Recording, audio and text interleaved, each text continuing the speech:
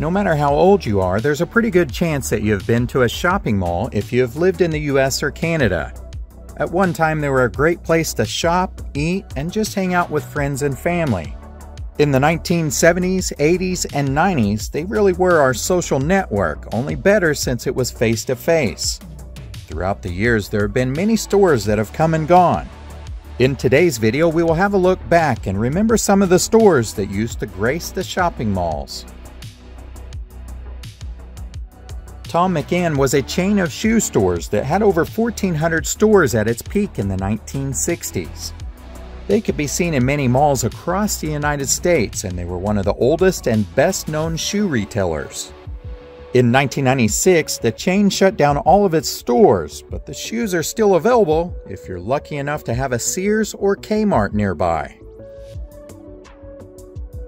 Kinney Shoes was another shoe manufacturer and retailer that became quite prominent in malls. They began in New York in 1894, and at its peak they had 467 stores, which they all shut down in 1998. However, you may recognize one of the retail shoe divisions named Foot Locker, which began in 1974 and is still going. The Warner Brothers Studio Store was similar in style to the Disney Store. In fact, they were each other's biggest competition. They first opened in 1991 and they sold Looney Tunes merchandise, as well as DC Comics and any other merchandise based on Warner Brothers films.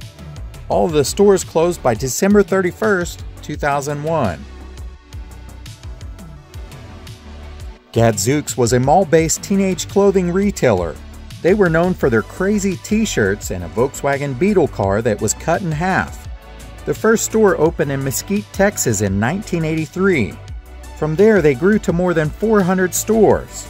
In March of 2005, Forever 21 purchased the chain and closed out all of the Gadsox stores.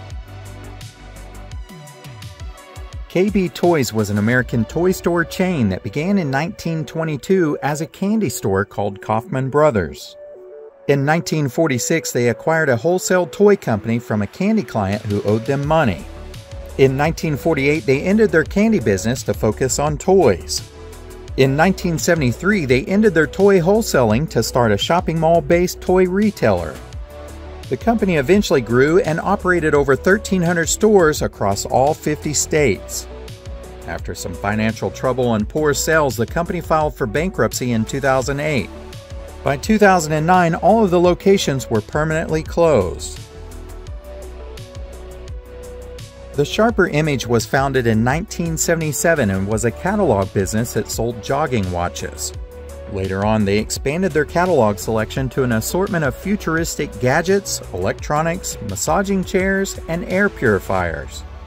They eventually expanded into 187 retail stores across 38 states.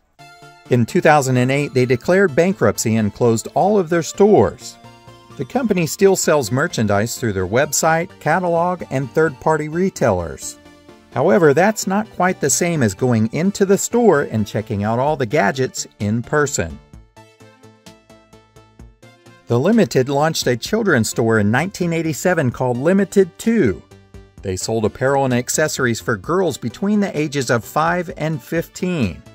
At its peak, there were over 600 stores in operation.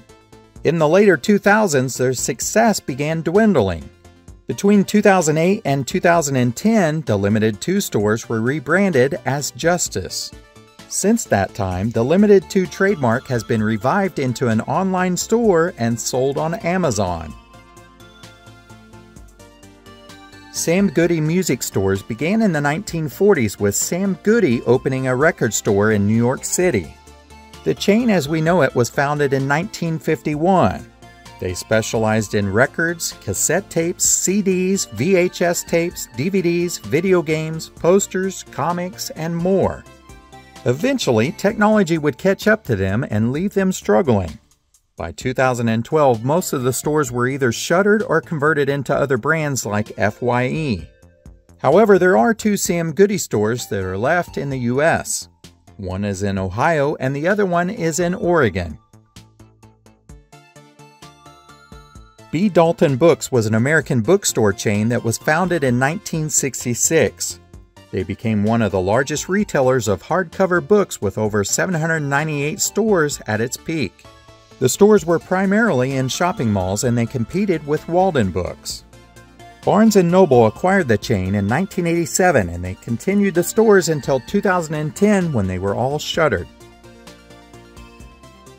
Walden Books was founded in 1933 in Bridgeport, Connecticut. Within 15 years, they grew to 250 locations. Kmart eventually acquired the bookstore and their success continued. In 1994, they combined Walden Books, Brentano's, and Borders to form Borders Walden Group. At that time, Walden Books had 1,216 stores in 50 states. In 1995, the renamed Borders Group was able to buy back its stock and become independent. Beginning in 2004, many Walden Books locations were rebranded as Borders Express stores. In 2011, the Borders Group filed for liquidation to close all of the remaining Walden Books and Borders stores.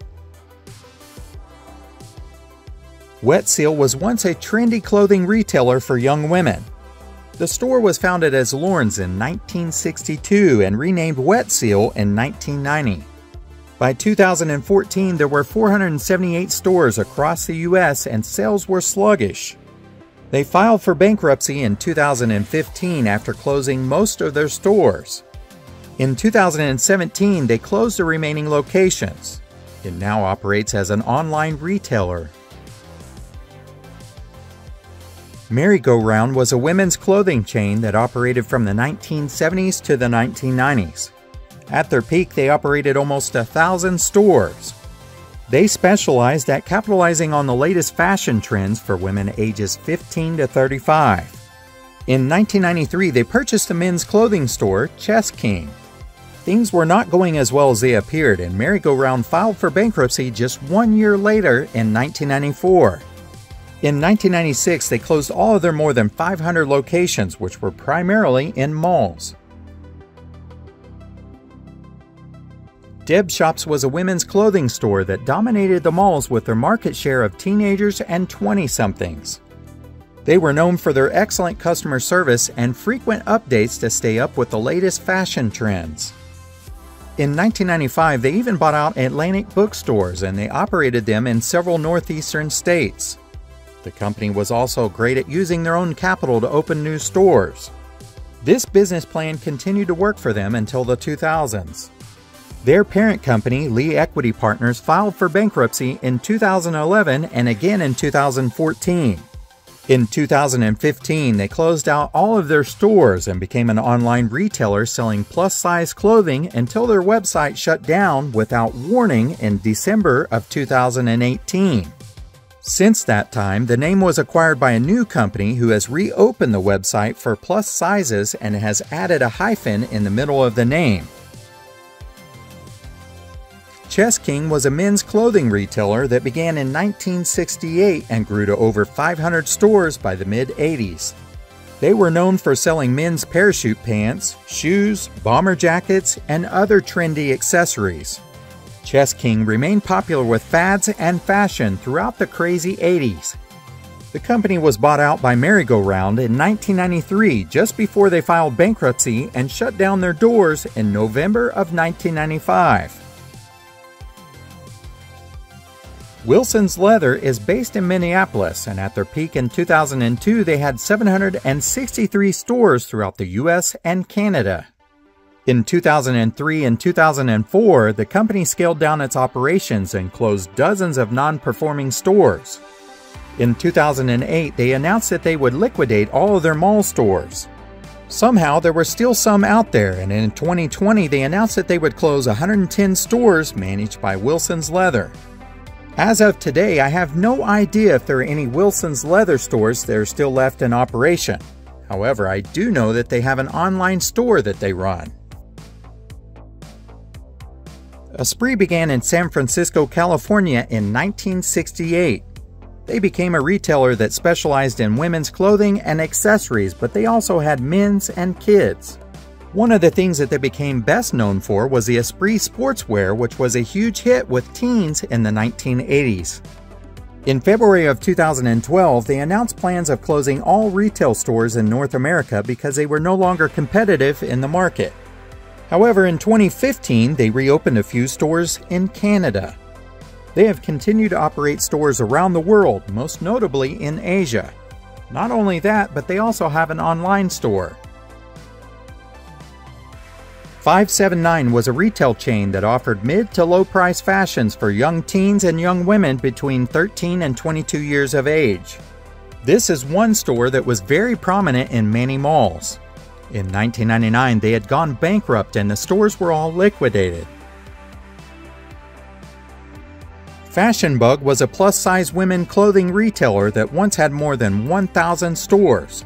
Their parent company, Charming Shops, which owned other plus-size retailers such as Lane Bryant, closed the Fashion Bug brand in early 2013. The men's clothing store chain Structure was originally part of Express under the Limited brand and spun off as its own store in 1989. In 2001, it was reintegrated as Express Men, and the Structure brand was sold to Sears in 2003 for less than $10 million in an effort to attract younger shoppers. Casual Corner was a clothing chain that began in 1950. Their original focus was on women's sportswear. The company was sold to the U.S. Shoe Corporation in 1970 with just 20 stores and soon expanded into shopping malls across the country. By the 1990s, they had changed from women's sportswear to women's working attire. Under the U.S. Shoes ownership, Casual Corner became the foundation for a larger company known as Women's Specialty Retailing Group. In addition to Casual Corner, they owned and operated August Max, Petite Sophisticates, Sophisticated Woman, and a few other lesser-known brands. At its peak in 2000, Casual Corner operated more than 525 stores.